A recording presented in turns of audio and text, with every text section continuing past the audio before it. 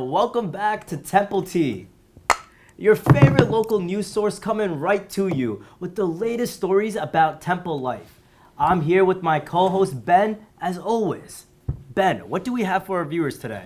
Well, Harsahej, as always, we have some very special stories from right here on campus, and I really think you guys are going to like these.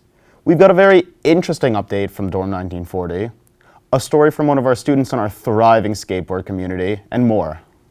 That's right. And we even have a PSA for everyone about a topic I think we all deeply care about. So make sure to stick around the whole show. Y'all won't want to miss any of this. Yes, Harsahej, we have a morning full of the craziest things happening on campus. And to start things off, how about the situation at 1940? There's a serial exit sign thief on the loose. Signs being taken down left and right, and it's been going on for months. Right? I can only imagine the conversation that maintenance has to have with the building manager. Like, yes, sir, they took them again. Help, I can't tell where the exits are. How am I supposed to know where to leave? I've been trapped here for weeks. I have a wife and children. Help. But anyway, I digress. We have an exclusive interview on site. Let's head over to Makenna with the story right now. Thanks, Harsahej. I'm here at the 1940 Residence Hall building where signs have been going missing. Students are stealing exit signs and other residents may have to pay. I had the opportunity to speak with Erika, a student living in the building, to find out more. Every weekend, a couple of darn hooligans think it's real funny to have a little too much fun and start vandalizing the residence halls. According to our sources, there are no known specific reasons why the signs are being stolen. However, it is suspected that students are taking them due to having had a little too much fun on weekends. The building staff has continued to replace the signs, but have warned residents they may have to pay for the damages. This destruction has totaled roughly $10,000. Erika gave her insight into what has been going on and showed me some of the affected areas around the building. If 1940 Residence Hall thinks that me, someone who is studying on the weekends, is going to pay for damages of those who are having more fun than I am, they got it wrong. Reporting for Temple Tea, I'm Makenna May. A harrowing situation for the citizens of 1940, to be sure. And since this is an ongoing conflict, be sure to check back with Temple Tea to get the latest updates about these exiting predicaments. You know, like exciting? Mm-hmm. Anyway, Harsahej, what story do you have next for us? Well, Ben, coming up next, we have a bit of a lighter story about the gaming culture here right on campus. We'll take a look inside the brand new Esports lounge recently built in the Student Center, and even have a unique interview with the foreign exchange student who is in Temple's own esports club. A lot to cover, so let's get right into it. With the video game market growing the way it is, it's only natural that gaming has become a huge social aspect of young adult culture. There are plenty of opportunities right here on Temple's campus to engage in this phenomena. This January, Temple has put in its very own gaming lounge right in the Student Center, which allows students to play socially with their peers on a variety of consoles for only $5 an hour. Not only does Temple have this in-house opportunity to play games, but there are also opportunities to engage in a more competitive esports culture. With much of modern esports originating in South Korea, it only makes sense that I pass it off to Temple's own South Korean exchange student and esports expert Minseok Park to explain how leagues work here on campus. 네, e스포츠는 한국의 거대한 문화 중 하나인데요. 템플대학교의 e스포츠 역시 그 인기가 상당합니다. 제가 템플대학교 e스포츠 동아리에서 활동을 해오면서 진짜 템플대학교에서도 e스포츠가 정말 인기가 많구나라는 걸 느낄 수 있었거든요. 또 이런 아마추어리즘은 한국의 e스포츠가 본받을 만한 부분이라고도 생각합니다. I gotta say, I haven't played video games much in forever, but that made me want to dig up my old Xbox and hop back into some Call of Duty, right, Harsahej? Mm-hmm. Hop on Rust and 1v1 like the good old days. Ben, I assure you, you would not stand a single chance. But how badly I will beat you isn't what our viewers are here for. It's time to send it over to Mariah with the weather this week.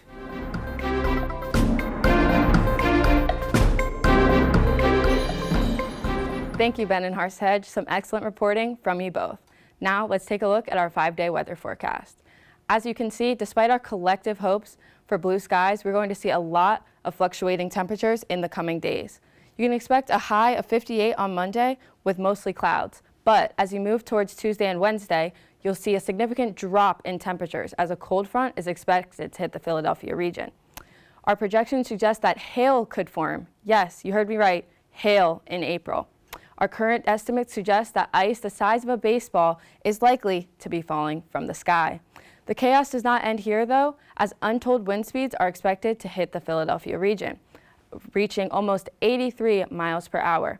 Between the hail and wind, we do suggest that you shelter in place or do not leave your home unless you own a replica of the Iron Man suit. Temperatures will rise on Friday to a much more pleasant 73 degrees.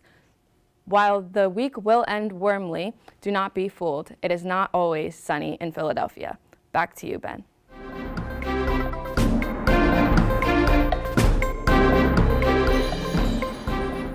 Well, I might have to cancel some plans. Honestly, might be a little calmer than last week though. That tornado, followed by that locust storm, was not a great way to spend my Tuesday. How are you doing with those recent weather? Well, I just don't put away my winter coat, even in June. You get used to it. If you've been tired of the constant weather changes and are worried about our planet, this next segment is for you. We have a short PSA about pollution coming up, and I really hope you guys take it to heart. We all love our beautiful city of Philadelphia. From its architecture to its lively culture, it's all of our homes. But the litter that covers the streets is inescapable. From parks to roads, it's just everywhere. The best way to prevent litter in our streets is to really stop it before it starts. In a citywide cleanup recently, they removed over 400,000 pounds of trash from our streets, which is beautiful that they did that, but heart-wrenching that it even got there in the first place. Next time you're about to throw something on the ground, just hold on to it for a minute. There's trash cans located all over the city.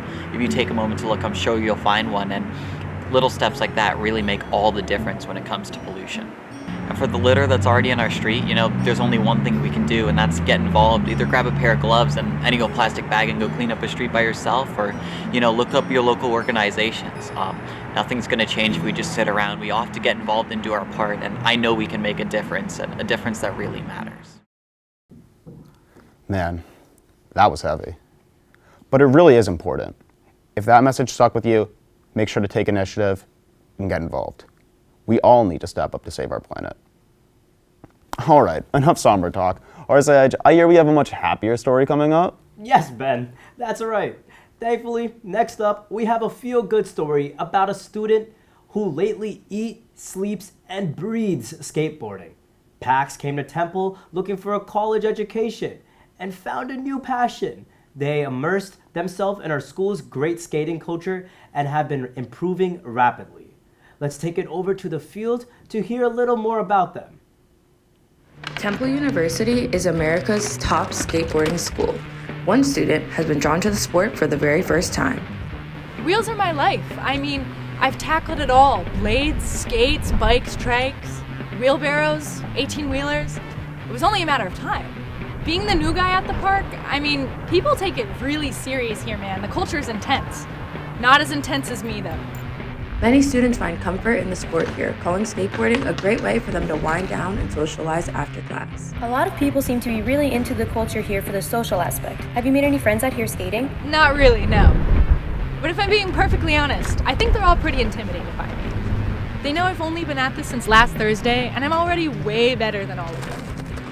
Skateboarding is a great way to exercise, and even if the sport might have a bit of a reputation, it's keeping kids off the streets. I'm really excited for this next chapter of my life. I just found out who Tony Hawk was this morning, and I already think I could take him. All this goes to show that you can teach an old dog new tricks.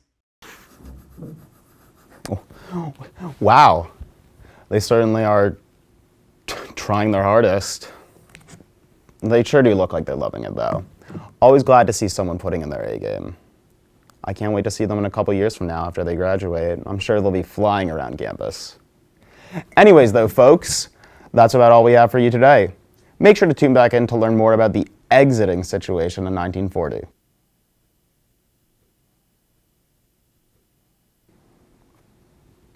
I think it's funny.